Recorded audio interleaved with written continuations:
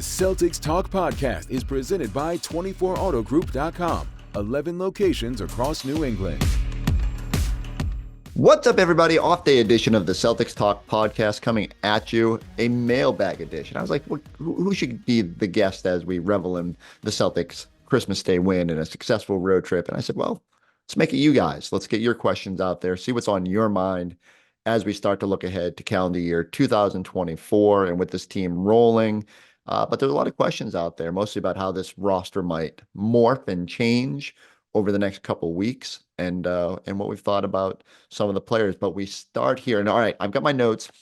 What I don't have is what I'm going to do is I'm going to kind of paraphrase you guys' questions. I went through. There was a lot of commonalities in there, a lot of common questions. I'll try to put it in the show notes about who asked which question and where on Twitter or IG. I do thank you guys for sending them in and getting the ball rolling here. The most common question probably is Derrick White an all-star? And now look, we've done a lot of these podcasts about Derrick, and I'm not going to spend too much time on this. I certainly think he deserves consideration. It's been great that it's been thrust into a bigger spotlight.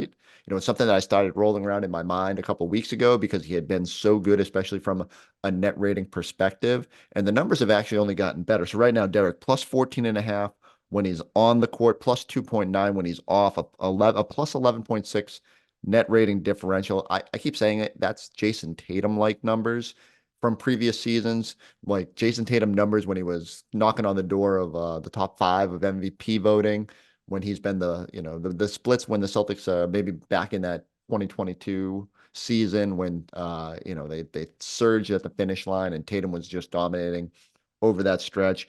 It's just incredible to look. Derrick White is number 1 in the NBA for any player averaging more than 24 minutes a game. And he's just been fantastic. I don't know if we'll ever get to a point where the league will fully celebrate guys whose stat lines don't jump off the page. It's weird that the biggest thing working against him is that he only averages 16.6 points per game right now. And Derrick's been great. Like, he's had a couple big nights, especially lately, kind of adding to that scoring punch. Fortunately, it's just when you start trying to compare that to some of the guys, like Trae Young, he's going to have to stiff arm to get a spot on that team. And I can't tell you that when the coaches vote, especially for the reserves, that's going to happen. You know, another common question in the mailbag this week was like, just how many all-stars do you suspect the Celtics will get? And I'll keep saying it. Look, I think Jason Tatum's going to get a fan-voted starter, a spot there as a fan-voted starter. And after that, it gets a little dicey. I do think coaches are smart enough and will want to reward a team that, especially though this will be a couple more weeks out, if the Celtics maintain their level of play and have the best record in the NBA, the coaches that vote for the coaches that vote for the reserves will want to reward the Celtics. And I fully expect that they'll get at least one other player there. I think you still lean towards Jaylen Brown, especially just with Jaylen playing some of his best basketball of his career. You know, probably when I started to think about Derrick White a couple of weeks ago, JB was still kind of finding his way and hadn't fully displayed the passing skills that we've seen the last few weeks. And I think it left the door open for, someone like Derrick White or Kristaps Porzingis to swoop in there. I wonder if Porzingis will have enough games by that point. He has had to sit out a few. I think we all know how important he has become quickly here, and I think he does deserve consideration based on his impact, especially on both ends. But ultimately, I do think if the Celtics had to hone in on a third guy to sort of celebrate, and I know they're championing their whole starting 5 right now, but I think they should continue to make a hard push here for Derrick White and hope that, if Brad and Joe reach out to the assistant coaches around the league and say, like, look, this guy, he's been maybe the second most impactful player on this team this season. They need to find a way to get him to Indy. I wonder if that would resonate when coaches go to put the ballots in to vote for reserves. Again, the hard part here is there's only 12 spots per conference. And so you're looking at a situation where, I mean, if you just go through the numbers and Lillard and Trae Young, and I mean, that's before we do Giannis and Embiid and Maxey, and like, it's just really hard to see the pathway where the Celtics get at least north of 2 players. And I do think that if with the best record in basketball, you'd have to give that stronger consideration. You could certainly tell me that a team like the Hawks that are lingering down. I think they're in 11th in the East right now, and Trey has been great. It's hard to reward a player whose impact isn't aiding winning. And ironically, here we are. Derrick has been the best at maybe impacting winning with the way that he's played, and yet it's a little bit bumpier of a road. I think maybe a few years down the road, maybe when it's a little bit easier, when we're all a little bit more hip to the analytics, when maybe there's more data available that can emphasize how good a player like Derrick has been, maybe easier ways to quantify. I mean, I know we can talk about all the most blocks among a guard or a player 6'4" and under. We can talk about the net rating, but it goes back to the coaches have to celebrate it, and fans too when they do the fan voting have to be willing to put the emphasis on what really matters. And if you want to sit here and say it's just an exhibition and you want to see the biggest stars of all and the big scorers out there, I get it. Like, I don't think Derek's going to lose any sleep if he doesn't get in there. But if ever there was a year for him to kick down that door, this would be the one. Let's dip back into the bag. Another question in there was, how are we feeling about this team at this moment compared maybe to last year at this time? And I think it's a fun question because remember, like, there's a lot of parallels here. When the Celtics went out west, 21-5 after that win in Phoenix last year, the offense was just like an absolute buzzsaw and playing at a really high level. But they lose to Golden State, drop 4 of their next 5, and kind of limp a little bit into the new calendar year. I have them at, I believe it was 26-10 through 36 games last year. Ago, that was if you take it to December 31st.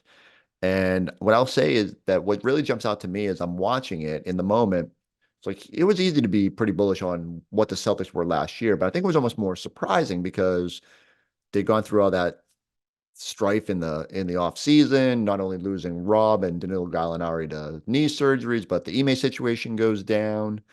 And you come into the season, you're like, wait, this should be a season about trying to get back to that championship stage. And can they avenge that loss to the Warriors? Instead, you just kind of were like, this could be a bumpy start. Ironically, it wasn't. They played really hard out of the gates to and really kind of reestablish themselves. And then it got a little rocky. But I will say, I'm not sure at any point during that start last year, while I was like, well, I'm eager to see how Rob reintegrates. And remember, because he didn't come back until I think December, there was still questions about how this would look and, what were the right lineups and, did the Celtics have enough overall talent? I think we thought with the addition of Malcolm Brogdon, there was a chance that they could be in a really good spot. And yet I'm so much more confident in this year's group. And that could just be prisoner of the moment. Maybe we rewind to a mailbag pod last December. Maybe I was more bullish on that team. And maybe it's clouded by some of the bumps in the road from there. But I think they've done a great job at really shoring up a lot of what ailed them last season. Like, the offense just feels like, I keep saying it, Kristaps Porzingis, man, what a luxury it is. Not only to have someone that can stretch the floor and score the way he can, but the post-ups have been incredible. And we put the number on Twitter the other day, wrote about it on NBCSportsBoston.com, but 1.44 points per play out of post-up situations. I think it's pretty much a historic pace for anyone above two post-ups per game. And I love that when they're just like, hey, they've gone 3 minutes without scoring, or they've hit that rough patch, shots aren't falling, just dump it right in to Kristaps and let him go to work. And he's been so good at those plays and shooting 80% at the rim, 71% on 2-point shots. It just adds a little bit more confidence in the offense that there won't be the maddening lulls we've seen in other seasons. Now the Celtics still fall prey at times, and they've still like so many levels they can get better at. This team is slowly climbing. I think they're up to third in offense coming into games today on Wednesday, December 27th. And I just feel like they're gonna be there. As Indy comes back to earth a little bit, it just feels like really Philadelphia might be the only really team that can push the Celtics here. And part of that is Philly's schedule has been a little bit easier. I will be eager to see how those numbers sort out over time. It's not taking anything away from Philly because they've been really good. But like, I do think the Celtics just have really so much potential on that end. And like, the defense is still kind of hanging in there, and it can go to another level. It's really been encouraging. I feel a lot more excitement for where this team can get to this season than maybe I did in the moment. Like I think there were still just so many question marks last year. And even Joe, like, he didn't get the contract extension until right before All-Star weekend, or the contract, going from interim coach to full-time coach until All-Star weekend. And it just feels like he's really solidified himself this year. And I know people are going to always complain about the timeouts and maybe some of the end of the game stuff. And can he better in those instances? And sure, I think he'd be the first to admit this is you're always trying to learn and grow. But I feel really confident. There's a whole lot less question marks about this team. The question marks, you guys have been asking about what might happen here to solidify the roster, and understandably so. I think, especially, I think I wrote before the season. One, I took a victory lap because I think I said Derrick White will lead the NBA in net rating. So just going to continue to take that victory lap while he's dominating. And two, I said I thought Brad would make a move in January if he was going to do something, and I do think you can feel pretty confident that they don't have to force anything. I think, maybe the first couple of weeks of the season when Peyton didn't have the shot going, when, Luke was struggling a little bit, it was fair to be like, do they need to make a move just to give one more surefire player off that bench? Feel a lot more confident in Peyton. His ability to impact winning without scoring has been great. And now there was a stretch in that Laker game where you needed his scoring. And the Celtics have got to continue to make sure that he plays, that he's hitting shots. It's great to see him go on the road and do that. Even someone like Sam Hauser, who has been pretty good throughout the entirety of the season, hit a little bit of a rough patch here on the West Coast trip. And I wonder how much of that is just, again, home road splits for both him and Peyton have been pretty jarring at times this year. And role players just don't have the same level of consistency on the road. That's something that Sam's got to kind of power through in order to give this team confidence that he can be a playoff contributor, because, shots might be a little bit easier at home, but like you got to be sure you can lean on your bench guys, the ones that you're going to play in the postseason. There's no doubts about what the Celtics top six can do. The question is whether guys like Peyton and Sam, can they continue to be as impactful? I do think, a lot of questions in the bag about Neemias Queta, and does it take some of the pressure off Brad to make a move for another big man? I will say, like, there have been times throughout the season where I've said, man, even if it's just to navigate the regular season, if it's just having that one extra body available on the second nights of back-to-back, or the first night of back-to-backs, even if they're resting KP on the first night and then Al on the second night, would it be helpful to have one more impactful big? One, it's usually not very cheap to get those guys, and the Celtics don't have a ton of options in terms of acquiring that sort of player. If Queta can continue to develop, and maybe the Celtics don't necessarily make a move for another big, I do think there's an opportunity there for him to slot as a full roster player. I don't think there's, like, beyond rewarding him for being super, important as a depth option, there's not a huge rush to move him to the 15-man roster and bring him off that two-way deal. I think the other thing here I'll keep stressing is that, if you're going to promote someone to the active roster, you don't want to just do it and have that contract coming off the books next season. Now you've worked to develop a player, but now he's exposed to the rest of the league. And the Celtics don't have a ton of mechanisms here to extend him deeper, kind of like, you think about Sam Hauser and the contracts that, locking up a young player at a reasonable number, but having him deep into the future. And so, would they use I'd have to recrunch the numbers. I got to go back. With the deadline coming up, I got to reacclimatize my brain to all the cap mechanisms and what they've got available for exceptions. And I think the bottom line is, especially as a tax team, those are limited resources. And but you do want to be able to sign someone and keep them beyond this season. I think that will play into how that goes with Queta. But ultimately, if they have roster space and they don't add another big man, it's probably a slam dunk that he ends up on the roster. Now, what kind of player would I be if I'm Brad Stevens? Who am I kind of trying to go out there and add to this team?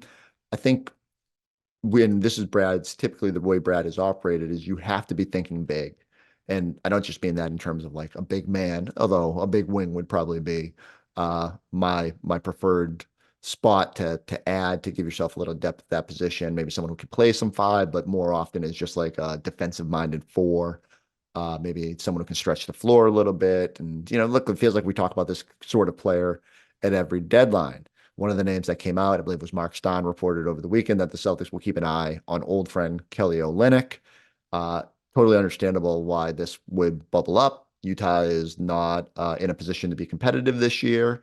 The Celtics were interested in Kelly Olynyk a year ago, even though it never got, really close to a potential swap. And I just think he fits sort of the mold that Brad loves, a player that plays with a high basketball IQ, can do more than one thing on the court, gives you the ability to stretch the floor, but can be solid defensively. And so I do believe that that's the sort of player. The problem is, going through the numbers, Kelly's making $12.2 million on an expiring deal. Celtics essentially, I believe, had to get to about $11.7 million to make that trade. And believe me, I threw all the NBA, I call them NBA 2K trades out there. If you took Cornette and Lamar and O'Shea and Delano and Svi, and you just take, and I don't know why Utah would necessarily want to even consider adding that many players. But there will be teams out there that, especially for draft assets, will consider just taking those guys and cutting them or doing whatever they have to do. It's still very hard to get anywhere near that number without fully depleting your own bench too, right? Like, you could certainly go out and then add a couple guys, elevate Queta, but you're really leaving yourself pretty thin. And all that after kind of working to add those players this season for depth purposes. Now, certainly see some potential to move some of those guys, especially if you don't feel that they're necessarily playoff caliber players. But getting to a number up of Olynyk seems a little prohibitive to me. The one thing I would say is, I think he's below. I have to double check the number too for the Celtics can make a waiver claim on any player bought out that's below the mid-level exception number, the high mid-level exception number. If they're above it, they as a tax team, they can't make a play for that person. But if it's below the mid-level, they can at least try to sign them. And so that will be interesting. I suspect that Utah won't be in a position to just decide to move on from Olynyk. And the Celtics certainly could make a play for him. I just think that teams that have a player like that are going to try to turn it into assets and would rather recoup value that way. There's no reason for the Jazz just to move on for any bit of cap savings. John Conchar is the other name that's been out there a couple weeks ago. I go back to it right now. You'd be buying low a little bit, and I'd be interested if the Grizzlies weren't even still considered moving. But I think he's career lows for shooting. And I get the idea, right? You're probably looking wing, high basketball IQ player. But just I think it's going to be really hard to find somebody on the fringes that just is tangibly better than what you've already got. And I would almost rather the Celtics put their focus on, is there a bigger swing out there? Even if it meant, do you consider moving on from Hauser or Pritchard or something like that? And look, that all comes down to what the deal is. But you potentially have those salaries, and Pritchard is weird because he's got the poison pill with the extension kicking in next season. So that's when the Isaiah Stewart's name was floated last week. He's about to get a dive into an extension, and that makes his number prohibitive for the Celtics to trade to. So I think Brad and Mike Zarin and that group is going to have to be super creative if they're going to add. But I do think it has to be someone that you're just that's definitively someone who slots in the top 7 here, who probably needs to be able to stick around deeper into the future at a reasonable number. And that's hard to do. So a lot of difficulties in putting this together. I'm probably less bullish on a move, but I keep going back to this too, is that you're so rarely in a position where you feel like you have a chance. And so when you feel like you're a championship level team, you can't just dip your toe into the trade waters. Got to be willing to make a bold move. Let the Derrick White deal be chief evidence that, you can make a big swing, and in the moment we'll be there and saying, a 2028 pick swap. Yeah, sometimes you just gotta go for it if you believe that player can fit your core, can be part of this core of this team deep into the future, and eager to see if and what Brad is going to do along the way. Look no 100 vehicles in stock, the brands you love, backed by the savings and service you can count on. Visit today or shop online at 24autogroup.com. One of the questions in the bag asked about minute distribution this year, and I thought this was a really fun question. Same deal. I went back to last year, and I wanted to see what were the stars of this team averaging through that first 36 games through December 31st versus what they're averaging now. So let's just run through it real quick. Jason Tatum, this year 36.8 minutes, last year 36.9. I'm okay with that. Like, I do want to see Tatum be fresh going into the postseason, and I felt like they leaned pretty hard on the Jays at the start of last year to build a good record. So I'd like to see that number come down a little bit more, but we know how this goes. Like, Tatum wants to be out there. He wants that time on the court. He wants to put up stat lines that, put him in that MVP conversation. And so I don't think you're going to see that number come down very much, even though we know for sure it's going to be up over 40 minutes when the games matter. Jaylen Brown, 33.8 this year, down from 35.8 the year before, down 2 minutes a game. I think that's important. I think that's a reflection, too, of a lot of fourth quarters where the Celtics haven't had to necessarily lean heavy on their starters. But if you can keep those guys fresh, I think that's got a chance to pay dividends further down the road and just kind of like turn them loose when it matters in the postseason. We know this top six is going to play a ton of minutes, but to navigate the course of the year, I'd like to see that number stay low. The second highest number on the team right now is Drew Holiday at 34.4 minutes. I went back. Marcus was averaging 33.2 last year. So we could do a lot of similarities with those two. And certainly Drew is impacting winning in slightly different ways, but, there's also a lot of similarities. And so, that the minutes aren't far off probably isn't a surprise. I think the other thing that jumps out when I was doing this exercise, Derrick White, 32.5 this year, up 6.1 minutes from 26.4 at this time last year. I think, how many times did we sit here on this podcast and on TV screaming about this team needs more Derrick White, especially in the fourth quarters, especially in big moments. It's great to see Derrick get the opportunity to sort of blossom this year. And you knew that was good. There was going to be more opportunity when they moved on from Marcus Smart and Malcolm Brogdon. But it was clear that regardless of who was here, who was not, and even after the addition of Drew Holiday, Derrick had to play more. And the Celtics have been rewarded. Eager to see. Even that number still feels a little bit low, right? Like 32.5 minutes. I'm eager to see what happens when the best net rating player in the league has to play 38 minutes per game in the postseason. And what does that look like? And can a team beat the Celtics if Jason Tatum and Derrick White are playing to their normal differential and they're playing 40 minutes a game? Like, you really got to win the other 8. And what if you're staggering them? And what if the Celtics continue to play well in the non-Tatum minutes? I guess that's another reason why I'm pretty bullish on this team compared to last year. One big picture question. Someone said, how long do you envision this group being together? It's an absolutely fair question, right? And even coming into the season, I thought, is Jaylen signs this extension and, is not trade eligible this year, but if things didn't go well this year, and like, I got to leave open that possibility, like if for whatever reason, the playoffs just didn't play out the way that Boston thinks, and they're not a contender for some reason, which would just be, I'd be rewinding to this podcast and thinking that's really weird. You have options here about how you build things out moving forward. I will say, if they continue to play to this level, if they are in the championship mix, if they win a championship, I think you ultimately might just have to splurge to pay for this roster.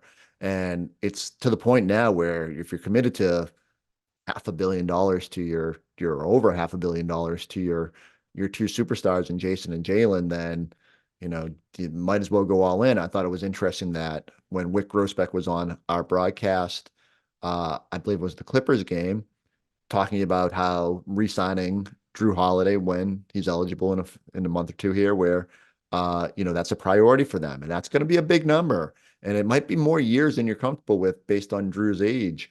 But I think we also know, like, trying to find a replacement for him if you had to go a different direction this offseason would not be easy. And the way he is probably more than anyone been willing to defer and sacrifice has been important to the success of this team. And so maybe you hope to get a deal of sorts. But the number is going to be pretty high, and that's just to go in the cost for a player that is all defense, who's been showing he can score 20 plus in a game, even when you got a bunch of talent. And I think the Celtics just have to be ready for that. The other part of this here is like you're also bracing yourself for the Derrick White extension at some point, and what does that number look like? Every day I'd probably talk myself up a little bit higher. And, are we starting at 30 million over 3-4 years? Are we talking 35? I think that's something they've got to figure out. And, probably credit to Derrick. Didn't get a deal done this year, but just came back and has been even better than we've ever seen and has maximized these minutes. He deserves the payday that's coming. And the Celtics have just got to be willing to pay that price because he's just a vital part of that core now. And no one is quite as good as making everyone else around him great as Derrick has been, at least this season, at least through the early part of this year. Him and Tatum just have a special ability to elevate the players around them. And as Tatum's numbers just haven't been where they are, it's crazy that it's Derrick White that has been so good. But yeah, I mean, I'm going to hedge my way there where I don't know how long this core is going to be together, but if there is competitive and it looks like it does right now, I can see this thing, that the Celtics paying to keep this core together, paying those gigantic tax bills like the Warriors are paying right now, as long as they feel like they're consistently in the mix. And maybe you win banner 18, and maybe that, I don't know if that changes the calculus. Does it make it easier to maybe start plotting a different path forward? Does it make it, want to kind of keep this thing together and see how many you can win? Let's hope that's a difficult decision the team has to cross along the way here. Another one of my favorite big picture questions you guys threw out there. Someone said, "What is your favorite moment? What has been your favorite moment covering this team?" I was lucky enough to latch on. I was at the Boston Globe in 2008 when the big three came together. And really late in the season, I just kind of started going. I was going to game as a fan. My buddies bought tickets thinking it was going to be either Greg Oden or Kevin Durant, and they were as disappointed as anybody that the Celtics landed at number 5 with them when the ping pong balls defied them. The Celtics go out, trade for Ray Allen, trade for Kevin Garnett, and it becomes pretty clear pretty quickly they got something special. And one of my buddies had moved to the West Coast to take a job out there. And so my other buddy needed someone to go to games.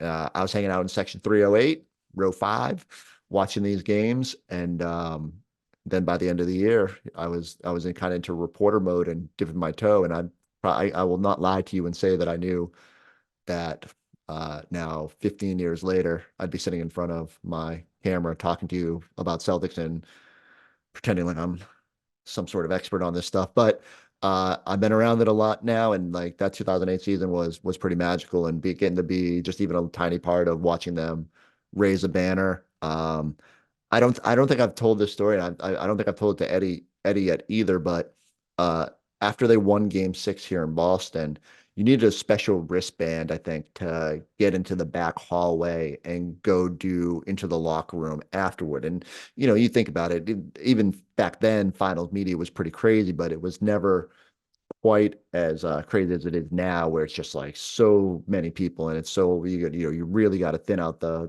herd of like who can go where and do what. But somehow, and I was doing like multimedia for the Boston Globe, and I was carrying around a little like handy cam, and I was just trying to, document the jubilation of winning a title. Somehow I not only did I get a wristband, but I managed to get behind Eddie, and I think his family at that point. I think maybe his young kids were young at that point, but I vividly remember just following Eddie, and he didn't know me at that point, certainly not to the level that I know him now working together. But I kind of ran down the back hallway as he was leaving the floor and going to the locker room. And the next thing I know, I kind of look up, and there's the plastic tarp all around, and there's champagne and beer flowing in every direction. And next thing I knew, my clothing was soaked, trying to just document the moment. A lot of the reporters were hiding off to the side, not trying to get sprayed by all that. I often joke that I'm so glad I didn't get pulled over that night, because I don't know how I would have explained to the police why I reeked of champagne and no amount of lobbying that I had been in the Celtics locker room was going to make any sense to anybody, because even I was like, what am I doing in here? And same deal. I was not very important to the process, but I got pretty lucky there. I do think in the time that I've covered for ESPN and for NBC Sports Boston, I go back to that 2017 team with Isaiah Thomas. Not only was he just a absolute joy to chronicle, but just watching that team kind of improbably surge at the end of the year. I think we forget it because we've just been so spoiled by how good the team has been in recent years. I mean, there were some lean years in the not even super lean. Like they were in the playoffs pretty quickly, getting out in what was it, 2016. But that was the first time it was like, whoa, they're kind of back on that stage where you felt like they could legitimately be a part of the mix and be a contender. And Isaiah evolving into a top 5 MVP candidate that year. And I'll never forget that December game against, I think it was the Heat, where he just went nuts in the fourth and really started the king in the fourth stuff. And next thing you know, he was breaking into train stations to take pictures of his Nike promotion, and he was so open and honest about it. I will never forget that season and how much fun it was to chronicle. I think it's from a reporter standpoint, I don't think I've ever enjoyed writing about a team and watching a team as much as I enjoyed that group. I will say the 22 team comes pretty close. That second half surge, maybe it was just also like you appreciated it more coming out of COVID and not being at a lot of games and mask and all that and the weirdness of those COVID seasons. It was really fun to watch how good that team was at the finish line. They were a wrecking ball, especially on the defensive end, and the way Ime had them playing and the swagger, the road warriors. We're not running from anybody. We're not a track team. So that was really cool. And I do get some of that vibe from this year's group. So to bring this thing full circle, let's see where it goes. Let's see what happens from here. I'm going to try to jump online, IG, Twitter, try to answer more of your questions along the way. Maybe we can get a mailbag up on NBC Sports Boston. Thank you guys always for being the best co-host out there, getting me through this episode, giving me some fun stuff to talk about. All right, to bring this podcast full circle, I was starting to think, if Derrick White doesn't get the All-Star nod this year, like what can we get him in? Can we get him to All NBA? That's going to be tough too, but I think that's at least part of it's a conversation to have, like depending on if he maintains this success through the course of the year and as impactful as he is. I could make a pretty strong case for third team all NBA. That seems hard. Maybe we can get him on all defense, all the blocks from the guard position. Maybe he can back on that team based on how good he has been. Although you got Drew Holiday in that same backcourt, and that's going to complicate that. The one thing I always thought was interesting, our friends over at Fanatic Sportsbook, they got their odds posted for the most improved player in the NBA. All right, Tyrese Maxey leading the pack, -275, almost a prohibitive favorite.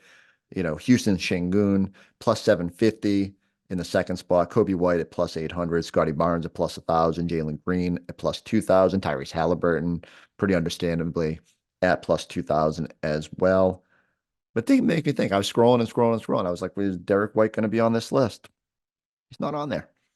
Just find that interesting. I don't know if there'll be a groundswell for Derrick White for most improved. He's pretty much just being Derrick White. He was blocking shots last year. He's always been a on-off darling.